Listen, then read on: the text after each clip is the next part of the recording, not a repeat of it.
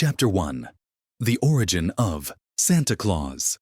In a quiet village, nestled between snow-covered mountains, there was a young boy named Nicholas, who was known for his heart of gold. Nicholas wasn't born into wealth. His family lived in a modest cottage. Yet, he had something far more valuable: his compassion for others. Growing up in a village where winter months were harsh and resources were scarce, he witnessed firsthand the struggles of his neighbors. His parents, though kind, often lacked enough to feed the entire village, and many elders lived alone with no family to care for them. Seeing these hardships, Nicholas couldn't stand idly by. He would sneak out at night, gathering firewood for the old man across the street, or slipping coins into the shoes of children who couldn't afford the toys they dreamed of. His generosity was boundless, and though he never sought recognition, his acts of kindness spread like wildfire. One particularly cold winter night, when the first snow of the season fell, Nicholas found himself on his usual late-night walk through the forest.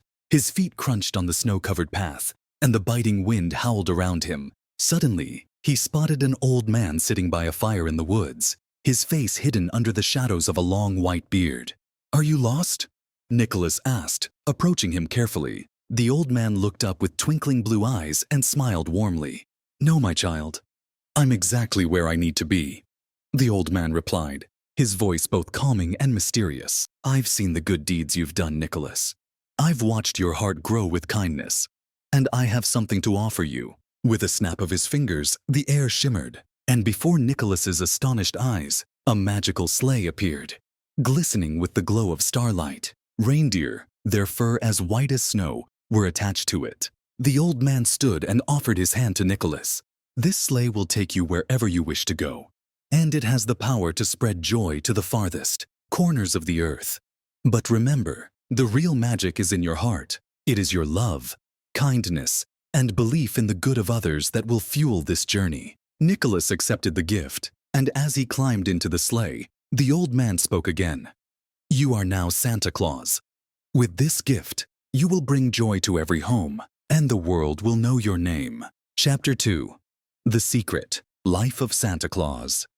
Although Santa's days were filled with joy and giving, the years brought him a certain solitude. The North Pole became his refuge, a vast, frosty expanse where time seemed to stand still. Beneath the shimmering auroras, Santa lived in a grand palace made of ice and snow, where the warmth of his heart kept him company. During the off-season, when the elves were busy with their crafts, Santa would retreat into his own quiet corner of the North Pole to unwind. He had a passion for creating intricate wooden carvings, sometimes creating animals like polar bears or owls, each piece a reflection of his peaceful nature. His tiny wooden animals would sit on a shelf in his study, offering him comfort during the long, quiet nights. Santa's workshop, too, had its own story to tell. It was filled with more than just toys. Each toy had a piece of magic embedded in it. But beyond the busy production line of elves assembling dolls and trains, Santa would slip away to his secret garden in the heart of the frozen landscape.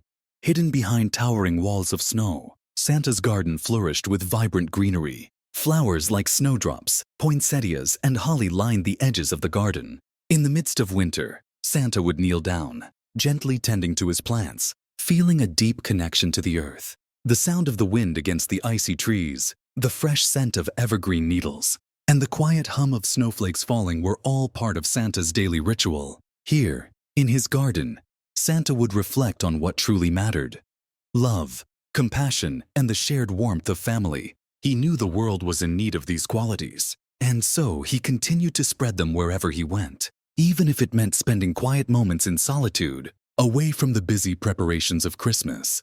Chapter 3. Santa's Big Surprise.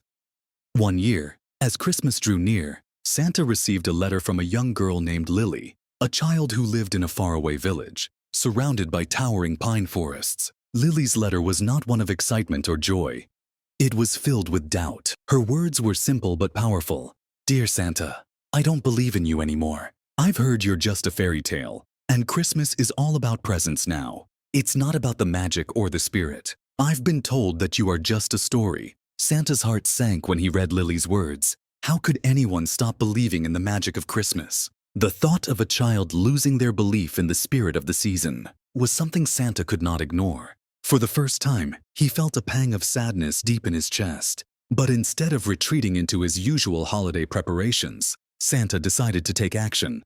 He couldn't just let this one child, who represented so many others, who had lost their way, forget the true meaning of Christmas. That Christmas Eve, Santa left the North Pole not in his usual sleigh, but in a simple reindeer-pulled carriage.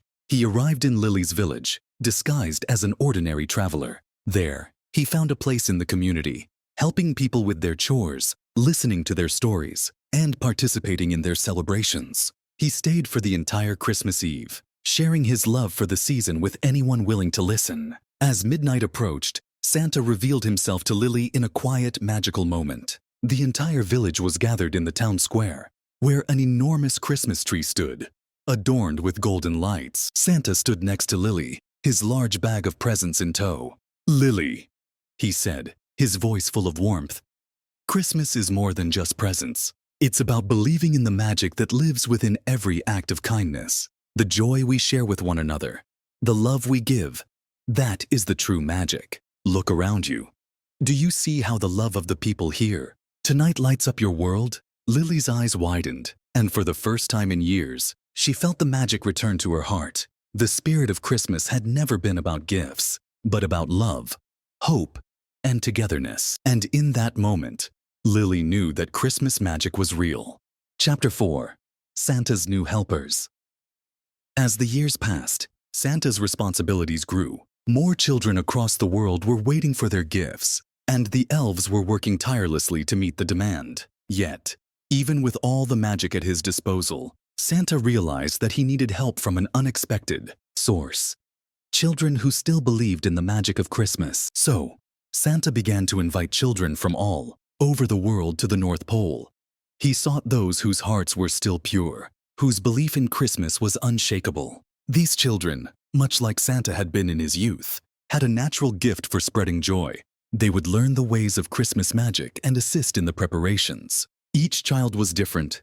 Emma, a talented artist, would paint murals of Christmas cheer. Ben, a natural organizer, helped keep track of every toy that needed to be delivered. Mary, with her bright smile, could convince even the most skeptical child to believe again. Together, Santa and his helpers made Christmas more magical than ever. But it wasn't just about making toys. It was about nurturing the spirit of Christmas. Through their combined efforts, the world began to see the true meaning of Christmas once again. Kindness, compassion, and the magic of togetherness. Chapter 5. Santa's Reflection. As time passed, Santa began to reflect on the true nature of his work. He had brought joy to millions.